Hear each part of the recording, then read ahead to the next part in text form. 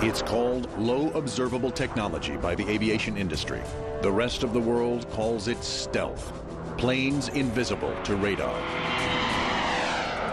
You climb into this airplane, it really feels more like you're getting into the starship.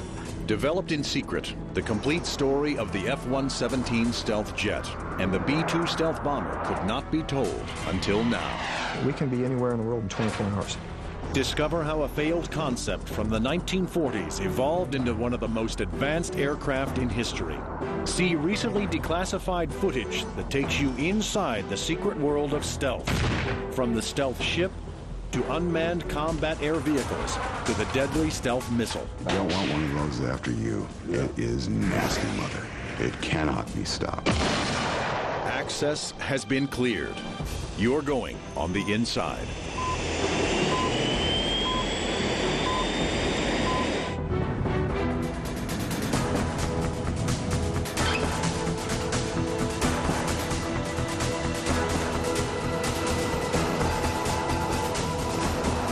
On March 24th, 1999, two bat-winged B-2 stealth bombers took off from Whiteman Air Force Base, beginning a 30-hour combat mission.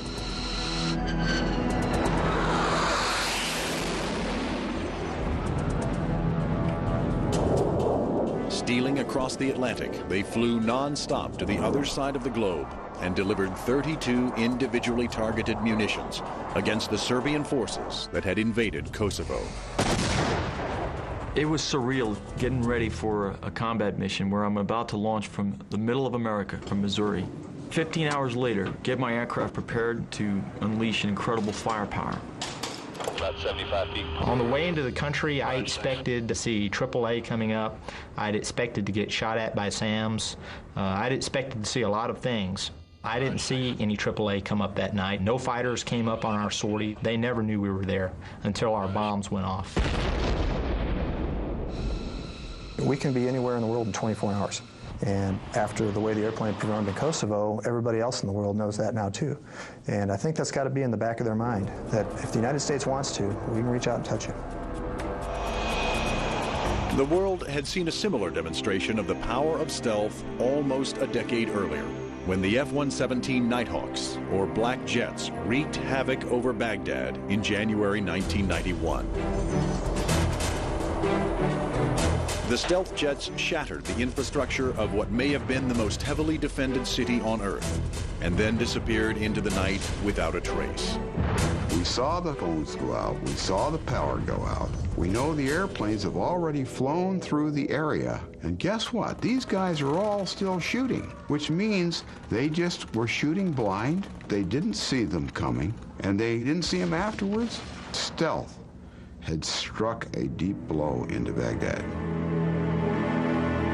The F-117 Nighthawk and B-2 Spirit bomber represent a quantum leap in technology and a revolution in the conduct of warfare.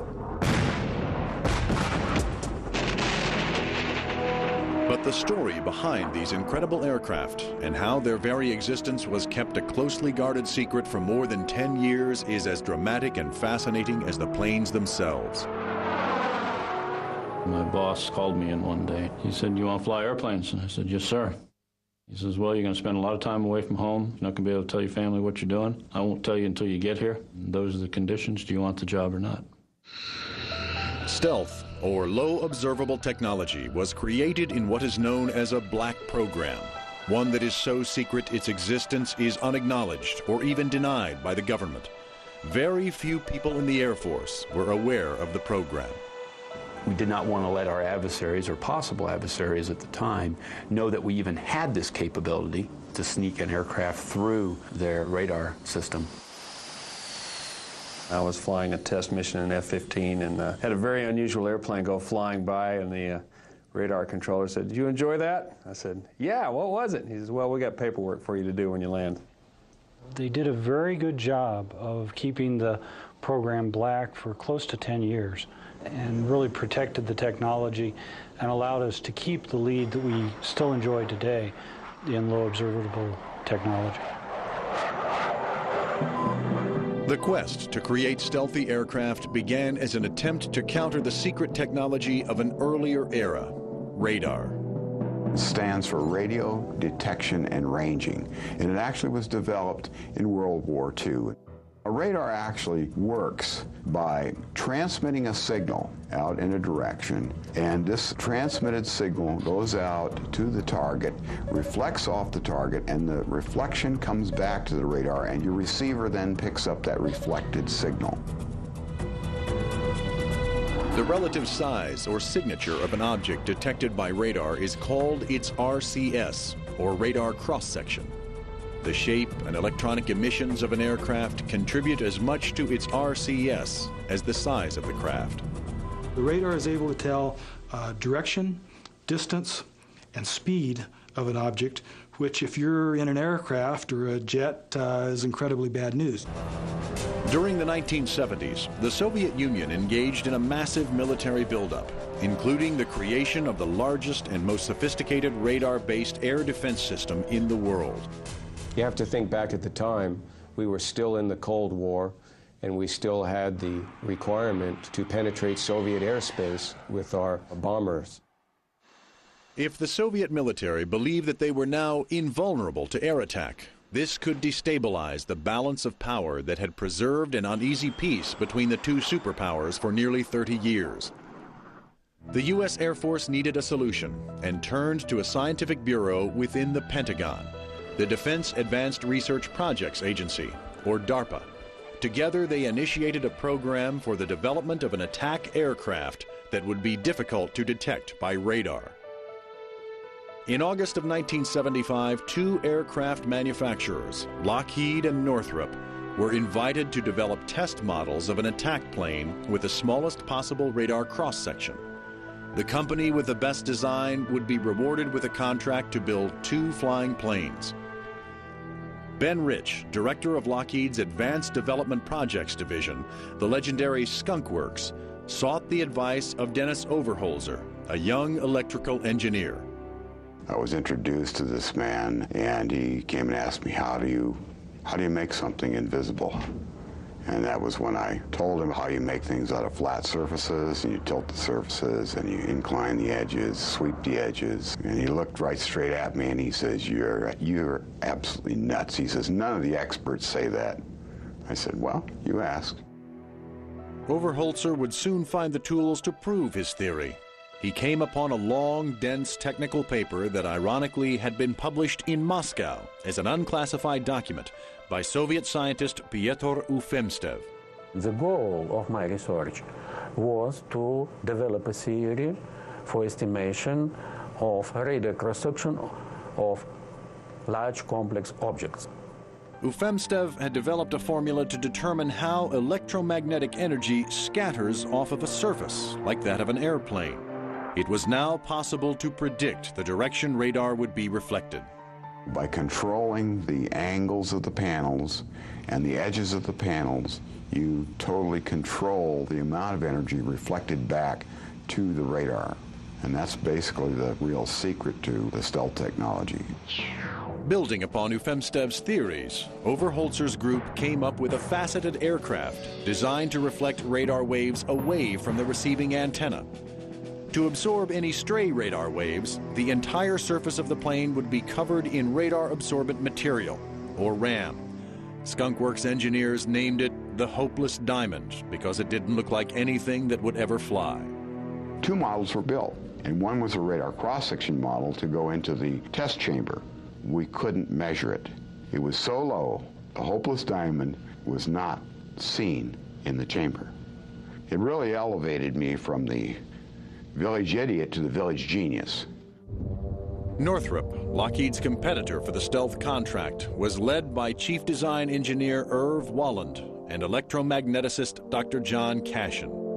They also created a faceted design, but their model had curved wing surfaces and used RAM more conservatively. Competition was very close. Northrop actually scored higher than Lockheed on the flyability of its design, the aerodynamics of it. Lockheed had the better signature, and that's what the name of the game was. Lockheed won the contract, and under the code name Have Blue, began developing a demonstration model of their design. The challenge now was to create an aircraft that could fly and still be stealthy. The stakes could not be higher. In 1974, a secret Pentagon study predicted that if a war broke out with the Soviet Union, the entire U.S. Air Force would be wiped out in a mere 17 days.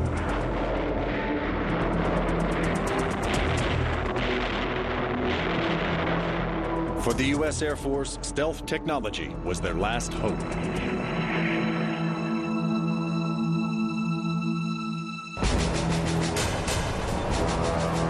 By the mid-1970s, the Department of Defense feared that the Soviet Union had surpassed the U.S. in military might. The Pentagon believed that America's best bet for restoring the balance of power rested with a strange little aircraft with a funny name that was designed to be invisible to radar. But would it fly? The Hopeless Diamond was never really meant to be an aircraft shape. It was just a proof of concept, and there was some concern whether it would be airworthy, whether it would be able to fly. But the faceted shape design was far more airworthy than anyone had predicted. When they put the aerodynamic model into the wind tunnel and tried to measure the lift and drag, the aerodynamics department was in for a big shock. The drag estimates beforehand were way off.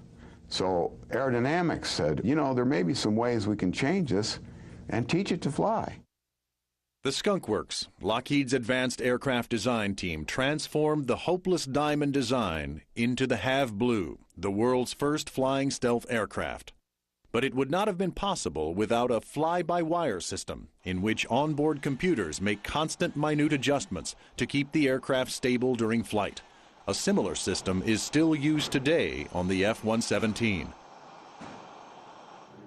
The Skunk Works had to solve many other complex problems in order to make a flying aircraft as stealthy as Overholser's original model.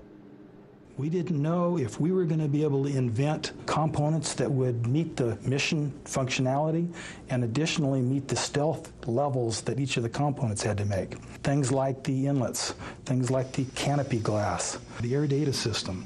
All these different components had to be literally invented.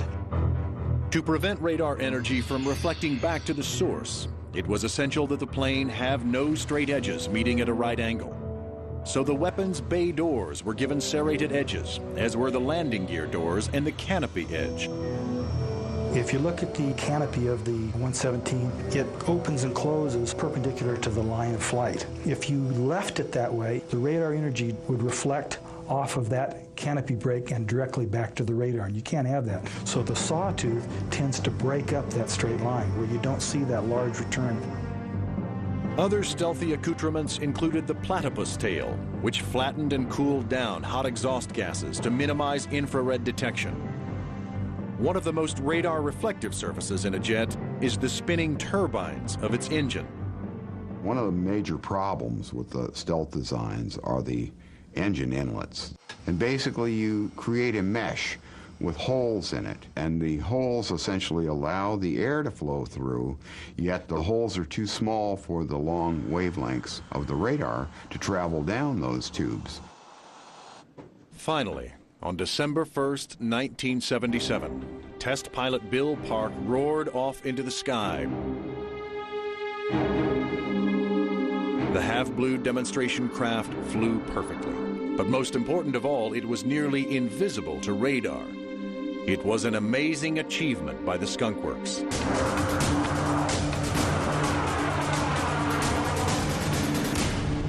In November, the Air Force gave the order to develop a full-scale military version of the craft, designated the F-117. It would be the first plane since the early 1950s without onboard radar, since even an inactive system can be detected by an enemy's probing radar.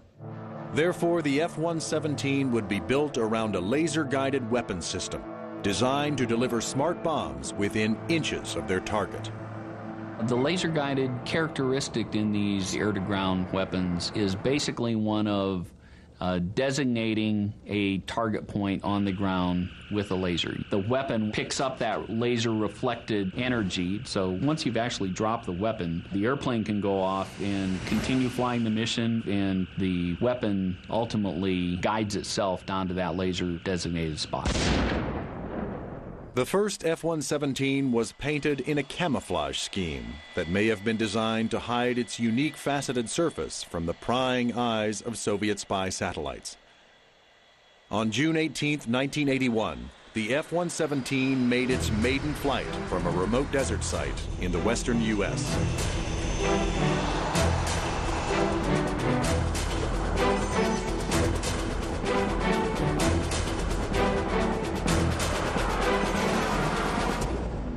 Around this same time, the Air Force began construction of a secret stealth base on the remote Tonopah test range in the Nevada desert.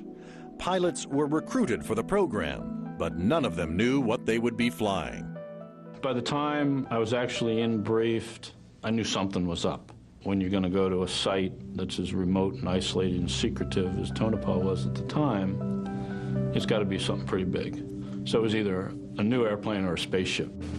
Seeing the airplane the first time was just an awesome imprint in my mind. You walk into a hangar, you hear the door slam behind you, the locks engage, and then someone flips a switch and the lights start coming on, and two figures in front of me that I'll always remember, and the large one was this big jet that was strange looking, but obviously a jet, and the big American flag, red, white, and blue, hanging.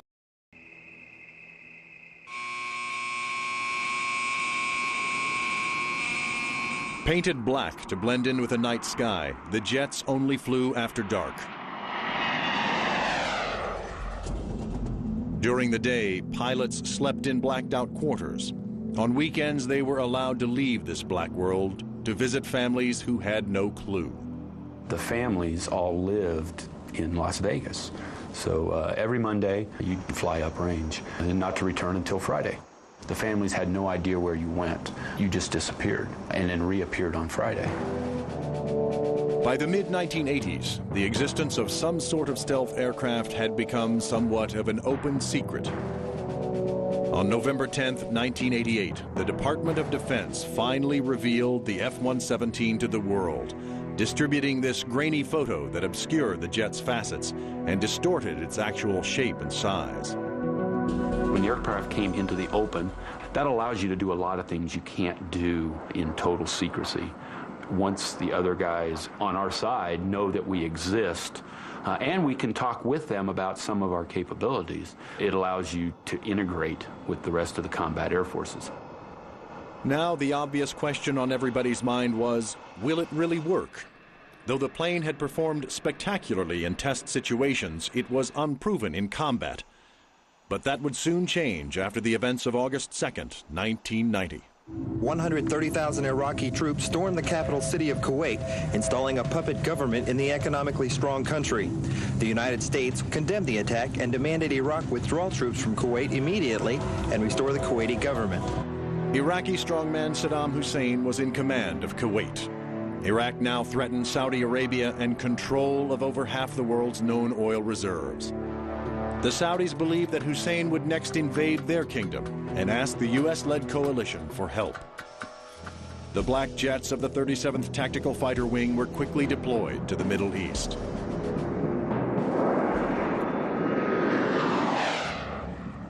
When Hussein defied a United Nations-imposed deadline to withdraw from Kuwait, the coalition was forced to act. But a seemingly impenetrable shield of more than 4,000 anti-aircraft guns and radar-guided SAMs, or surface-to-air missiles, protected Baghdad. The Iraqis believed that they were ready for anything the coalition could throw at them.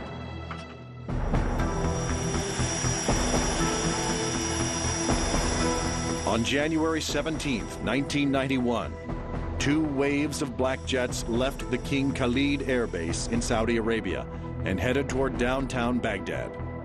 Desert Storm was about to begin. Everyone knew as we went out that first night that there was a high probability that someone in that room wasn't going to be coming back with us. Carrying no defensive weapons, the F-117s were relying totally on stealth and mission planning. Stealth really does not mean you're invisible. So you have to account for that. And your tactics, your mission planning are where you do that. If you can take that low radar cross-section and employ certain tactics, you can create a situation where you are stealthy. People don't know you're there. They cannot see you. The F-117's tiny radar cross-section dramatically reduces the effective range of a radar installation, creating gaps in the air defense web that it can slip through undetected. An onboard computerized mission planning system is programmed to fly the jet via the least threatening route to a target. I think everyone would tell you it was a tense evening. As we came off the tanker that first night and pushed into country, we were all headed to Baghdad. The airplane had never been used, so there was a little concern over just how well will it really work. Shortly before 3 a.m. local time, the black jets arrived, lights out, radios silent, above Baghdad.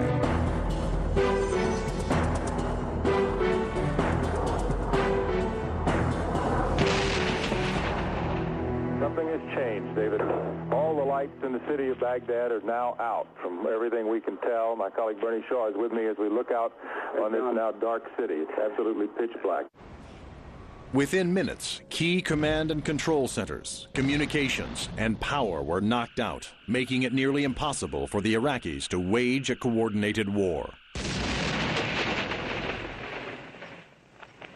We don't want to harm civilians. We don't want to harm industry and economy that isn't part of the warfighting machine. That's not what we're trying to do. What we're trying to do is get in fast, get in deep, strike as hard as we can, and make sure we take out an adversary's warfighting machine without doing collateral damage. Just 40 days after the start of Desert Storm, the war was over, due in large part to the effectiveness of an aircraft the Saudis nicknamed Shaba, Arabic for ghost. Though the 43 F-117s assigned to Desert Storm accounted for only 2.5% of the coalition's air forces, they destroyed over 40% of all strategic targets during the war. The Black Jets flew nearly 1,300 missions without sustaining a single scratch. The F-117's performance in Desert Storm surpassed all of our wildest dreams. One of the pilots in the tactical squadron actually had to go fly the mission. He said, gee, I guess this stealth stuff really works. But while peace was returning to the Middle East, a few thousand miles away in Yugoslavia, another dictator was beginning a chain of events that would test the next generation of stealth. And the aircraft of the future was already waiting in the wings.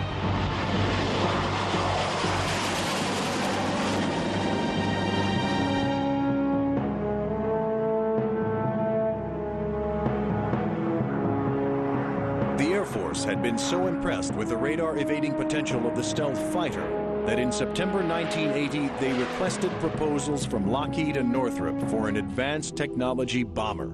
This time, Northrop won the design competition. When you think of the mission requirements of the advanced technology bomber, long range, heavy payload, high survivability, you need to come up with a balanced solution that addresses all of those. Northrop's Irv Walland led a small team to initiate the design of a stealth bomber. He and colleague Dr. John Cashin came to the same conclusion. Both of them came up with the flying wing as the preferred solution for its pure aerodynamic efficiency and for a survivable platform. You really can get no better than that flying wing design. Northrop had a long history with a flying wing concept. Decades earlier, company founder Jack Northrop had worked on designs for an all-wing aircraft. During World War II, he built the XB-35, an impressive 4-engine flying wing bomber. After the war, Northrop replaced the props with 8 turbojets. Renamed the YB-49, flight testing revealed stability problems that could not be corrected before the advent of fly-by-wire computer technology.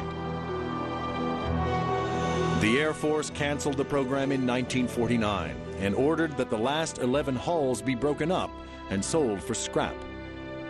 Disillusioned, Jack Northrop resigned from the company and left the aircraft industry entirely. The YB-49 was not a direct model for the B-2, but the B-2 happens to be the same span to the inch of the YB-49. It came out 172 feet, 6 inches. The YB-49 gave us the clue of how to control directionally for the airplane. When you wanted to bank, you didn't have a tail, you didn't have rudders, so the YB-49 uses split surfaces at the wingtips. And the B-2 adopted that and uses it today. As the design for Northrop's stealth bomber neared completion, company officials asked the Air Force for a security clearance for their old boss and brought him to headquarters for a meeting. Jack Northrop was quite old at this time. He was in his 80s. We briefed him on the details of the program, and he started shooting out questions and gave him the answers, and he was putting it all together in his head and said, yeah, that all sounds good, and he was just pleased as punch with the whole thing. On the ride back, he said, now I know why God has kept me alive this long. Unlike Northrop's original flying wing, the B-2 would benefit from CAD, or computer-aided design. The design itself, the continuous curvature of the jet compared to earlier versions of stealth technology, which were more faceted, it showed the direct relationship between the design of the B-2 and advances that were occurring in computers. Several years before the B-2 project, Northrop had designed and built the Tacit Blue, a top-secret stealthy battlefield surveillance aircraft, seen here in rare footage. It used curvature on all sides to evade radar. The Tacit Blue program solved a lot of the problems that we needed to solve, even though the airplanes don't look anywhere near like each other. It gave us continuous curvature so we could have aerodynamic efficiency. It gave us inlets that were open to the airstream instead of having a grid in front of it, sensor capability, and very high level of avionics. Northrop's experience with the Tacit Blue proved that a stealthy vehicle could be constructed of smooth, curved surfaces that would flow the radar energy along the exterior skin, producing small but manageable radar spikes that could be diverted away from the source. The most difficult part of the B-2 was not designing a shape to meet the requirements, but going through the process of building it. We went through about 900 different materials before we settled on the ones that were eventually used on the B-2. The B-2's primary structural material is a carbon fiber composite, which is stronger than steel and lighter than aluminum. It's extremely durable, yet can be layered and molded to create precisely controlled contours. It forms the outer skin of the plane. The B-2 was designed from the outside in. Most airplanes are designed from the inside out, where you design the primary structure and then you build the skins on top of it.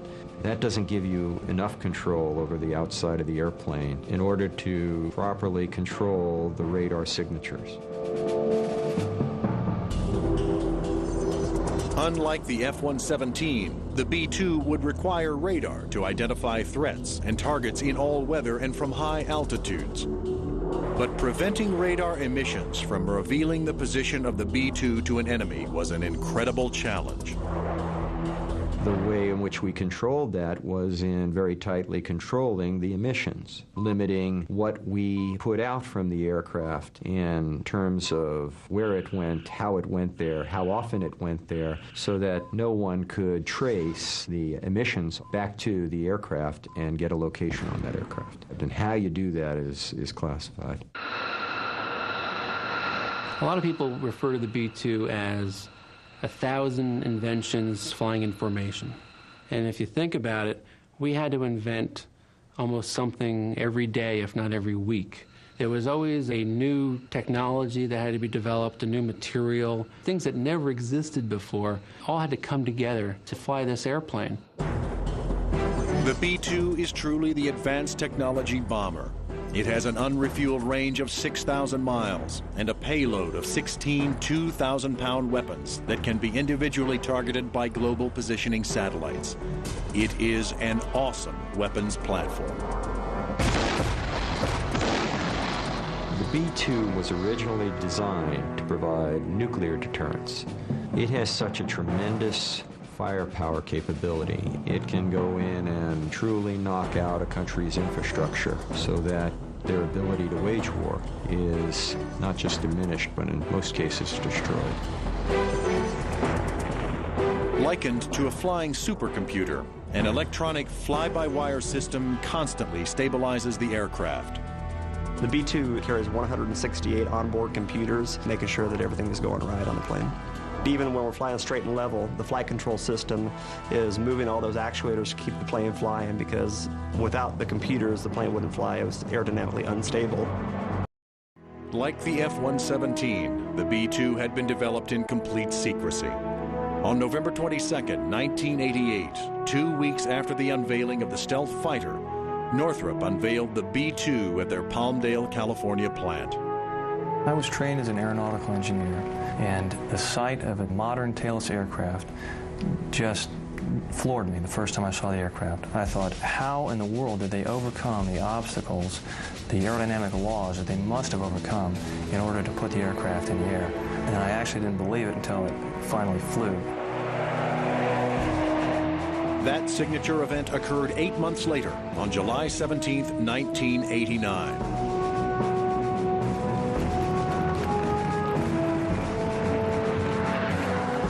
But the big bat-winged bomber wouldn't be put to the ultimate test for another 10 years.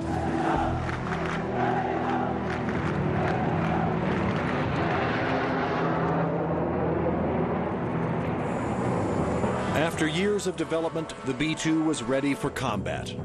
Though loaded with cutting-edge technology, no one could be sure how the stealth bomber would perform in battle. In a 1989 grab for power, Yugoslavian President Slobodan Milosevic revoked the autonomy of the Serbian province of Kosovo. Inflaming centuries-old hatreds between Serbians and ethnic Albanians, these hostilities quickly escalated into open warfare. For almost 10 years, a shocked world community stood by helplessly as Serbian troops burned villages, drove families from their homes, and committed unspeakable crimes against humanity. When Milosevic rejected NATO's request to place peacekeeping troops in the area in March 1999, the U.S.-European alliance initiated Operation Allied Force, and they had the perfect weapon for the job, the B-2.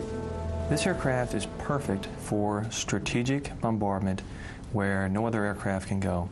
Either we don't have any forward deployed bases, or some of our allies are unwilling to have our forces deployed on their soil. But we can launch from here and go through enemy air defenses, drop our weapons, and come home safely. The B-2 is a force multiplier, and the perfect example is just as recently as 10 years ago, we used to send multiple airplanes just to strike one target. You can send the B-2 and pick 16 different targets, and we're going to precisely put a 2,000-pound weapon right precisely on wherever those targets are. The B-2 carries the explosive or the striking power of 8 F-16s. So when you think about it, you're flying in one airplane the firepower equivalent of 8 F-16s, which is pretty awesome. Like the F-117, the B-2 carries no defensive weapons and relies totally on stealth and mission planning. The tension was pretty high in the planning cell as we brought those first couple of crews in and said, guys, here's the plan. True, we haven't tested it in combat, but we've done a lot of careful thinking about this, and we've flown to a lot of ranges and dropped a lot of bombs, and we're pretty sure all this is going to work just right. Go do it.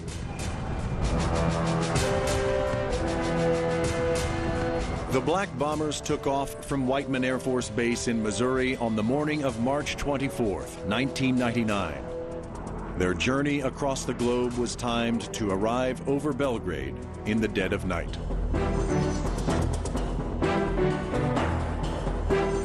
The B-2 loves night when people like to sleep. We love bad weather when no one else does. So the B-2 then brought that round-the-clock, keep your head in the foxhole kind of an attitude where we did not relent any part of the day to the enemy. A GPS, or Global Positioning Satellite Targeting System, gives the B-2 the ability to land its bombs within a 15-foot radius, despite clouds, fog, or darkness. We hit everything we were asked to hit. Our accuracy was astounding. And to the best of our knowledge, every time we went in, nobody knew we were there. They were trying to figure out how come these things on the ground blew up because they didn't know why. During the grueling 30-hour missions, the two crew members took turns napping in an $8 lawn chair set up on the $2 billion jet's cockpit floor. Because of its astonishing range, the B-2s required only 2 refuelings in each direction. There can be little doubt that the relentless striking power of the B-2 during the 79-day air campaign helped force the capitulation of Slobodan Milosevic and the withdrawal of Serbian troops from Kosovo. It was the most dramatic and the most successful premiere of a new weapon system ever. 3% of the sorties and 33% of the targets destroyed. 97% weapons accuracy. These are numbers that are tough to beat, but the B-2 was able to achieve it its first time out. If somebody wants to say we won Kosovo, thank you very much for that compliment, but it was a joint effort. There's no one system I don't think could ever be given credit for a complete victory. We were tasked, we did our job. Every time the aircraft was told to take off, the aircraft took off on time. When it was cleared into the target, it struck its target. The reliability of the weapons system was very high. Another major contributor to the successful conclusion of Operation Allied Force was the black jets of the 49th Fighter Wing. In my personal view, the F-117 performed over Serbia equally as well as it did during Desert Storm. The stealth fighter and the stealth bomber both have their own unique roles to fill.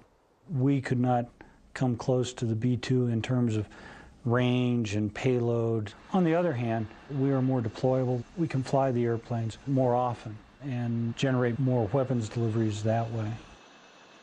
Though the B-2's GPS-guided bombs are accurate to within a few yards of a target, the accuracy of the F-117's laser-guided weapons can be measured in inches. The F-117 is the only stealth platform with the true precision capability to put it through the window or put it down the smokestack. If such technology as the F-117 and B-2 was unimaginable even a quarter century ago, what kinds of exotic, stealthy aircraft can we expect to see in the skies of the 21st century? Although today's stealth aircraft seem to embody the cutting edge of a modern weapons system, they only represent the earliest generations of a technology that is still in its infancy. There will not be an airplane made in the future that doesn't look at stealth technology. You have to look at stealth technologies for the survivability of the aircraft. On the immediate horizon is Lockheed's F-22 Raptor, which beat out Northrop's YF-23 design as America's advanced tactical fighter of the future. Look at the F-22, and it's going to be a stealthy airplane, and it doesn't look anything like an F-117.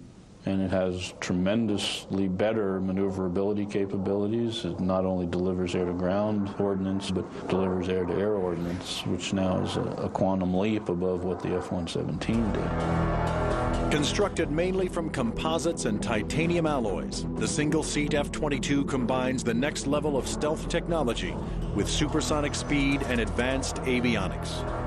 Stealth technology is still a relatively new technology in the military sense.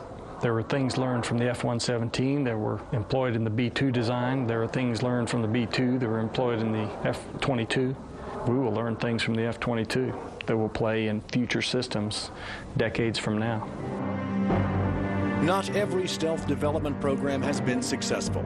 After rejecting the Skunk Works offer to adapt the F-117 for carrier-based takeoffs and landings, the U.S. Navy launched a program to create their own stealthy attack plane, the A-12. The project was plagued with problems and eventually canceled in favor of the JSF, or Joint Strike Fighter, the ground attack plane of the 21st century. The scope of the eventual production of the Joint Strike Fighter is immense. When you consider that you're developing an airplane that is going to replace the F-16 Fighting Falcon, which has been the most successful modern jet fighter. It's hard to put in perspective just how encompassing this program will be. The JSF is being designed in 3 configurations: a conventional takeoff and landing vehicle for the U.S. Air Force, a carrier-based version for the U.S. Navy, and a STOVL, or short takeoff vertical landing aircraft, for the Marine Corps and Britain's Royal Navy. The requirements that we have in today's warfighting environment are far different from what they were 10, 20, and 30 years ago. Because in today's environment, it is zero tolerance for losses, zero tolerance for collateral damage. You take a platform like the JSF, it is built for tomorrow's wars. Stealthy planes require stealthy weapons, like the new breed of cruise missiles with radar signatures so low they can't be detected until they are virtually on top of their targets. The latest stealth missile is JASSM, which stands for the Joint Air-to-Surface Standoff Missile. The JASSM can be dropped from a long way away from the target area and reach out to its targets. You don't want one of those after you. It is nasty mother. It cannot be stopped. The future potential of stealth could be most fully and dramatically realized in UCAVs, or unmanned combat air vehicles. Stealthy, sophisticated versions of the unmanned reconnaissance aircraft already in use today. Unmanned combat air vehicle is a vehicle that will go deep into the enemy's territory. It will stay there for a period of time. It will seek out, search, and possibly destroy targets on the ground. An armed UCAV would be able to carry twice the payload of a manned fighter, and at 1/3 the cost, since it would not require pilot-activated controls or a life support system. The UCAV's performance would also not be restricted by the limits of human physiology. Best of all, it would keep an individual out of harm's way. Boeing's experimental UCAV, the X-45, is designed to attack enemy air defenses from close range. Dubbed the Robot Stealth Bomber, plans call for strike packages of 4 aircraft. Information from global positioning satellites will help direct them to their targets. In today's environment where we're looking at minimal to no losses of human life, the risk of a POW on the ground, we would rather send in the machine to put its life on the table there for its nation instead of the human being. Northrop Grumman's Pegasus is the cornerstone of a naval program to explore the possibility of launching and recovering UCAVs from carriers. The stealthy, kite-shaped craft has a single jet engine buried in the airframe and an in-flight data link to communicate with ground or air control, and perhaps with each other. But UCAVs and stealth may not be the only factors providing future strike aircraft with a decisive edge. In the past, Air Force pilots flew high and flew fast to be survivable. I think when we look to the future, combining speed with stealth is a very attractive package. The bomber of the future may be a stealthy vehicle that is literally too fast to shoot down. When we look to providing that next generation of global strike capability for the U.S. Air Force, we envision B-2-like payloads, B-2-like ranges, but a system that can travel at 3 times the speed of the B-2. Stealth technology may also provide us with ships that can disappear on the water as easily as the B-2 and F-117 disappear in the air. The Sea Shadow was a technology demonstrator. And the demonstrations were not only in stealth, but actually to have a fully automated ship. Built in total secrecy for the Navy by Lockheed, the Sea Shadow stands on a pair of submerged pontoons, allowing the vessel's sides to slant inward at an extreme angle. This design not only deflects radar, it reduces the ship's visible wake and places the propulsion system high above the water, where it would be difficult to detect with sonar. We have to keep moving forward on new technology, not rely on old technology. As we consider the next combat environment, we have to progress beyond what worked in the past because the enemy is going to be better prepared to deal with us.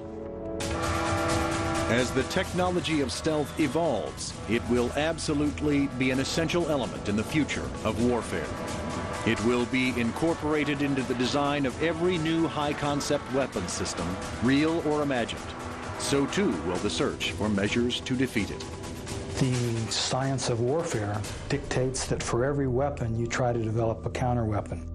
And then you have to counter that counter-weapon. So I think without a doubt there's probably folks out there trying to figure out how to defeat stealth technology. There's nobody else in the world that has the capability that we have with stealth. And I think they're furiously trying to figure out how can we counter this. We don't want to just stay even with any potential enemies that are out there. We want to stay 2 or 3 steps ahead of them.